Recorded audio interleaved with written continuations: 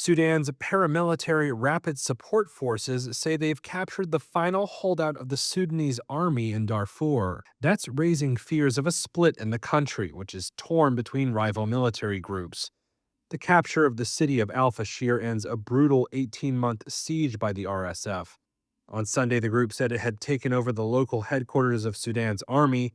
Since then, sources have said RSF fighters had detained fleeing civilians in nearby towns and villages. And on Monday, sources told Reuters the RSF had surrounded thousands of soldiers from the army.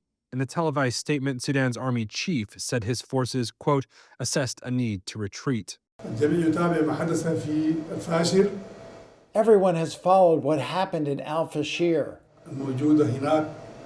Certainly, the leadership there, including security, made assessments that they have to leave the city due to the systematic destruction and killing of civilians.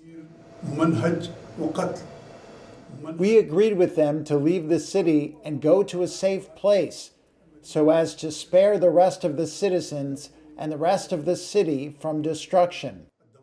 The RSF has been locked in a civil war with Sudan's army for more than 2.5 years. The two sides fell out over plans to integrate their forces during a transition towards democracy. Analysts say the RSF's taking of Al Fashir may help them regain other territory around the country and grant them a diplomatic edge. Alan Boswell is with the International Crisis Group in Nairobi.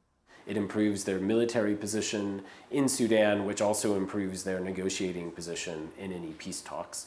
But I think the focus on Al Fashir was for a number of strategic reasons, including the political leverage it would give them. So yes, because they now would control more of Sudan, it will probably increase their confidence at the negotiating table and harden their demands at the negotiating table.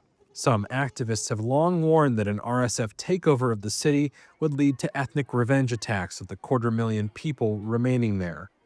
That was seen after the capture of the Zamzam camp for displaced people to the south.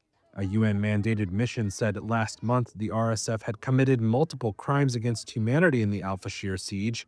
The army has also been accused of war crimes. Unless US-backed peace talks make progress, it could all worsen a conflict that's already displaced millions, plunged half of Sudan into hunger, and spread disease throughout the country.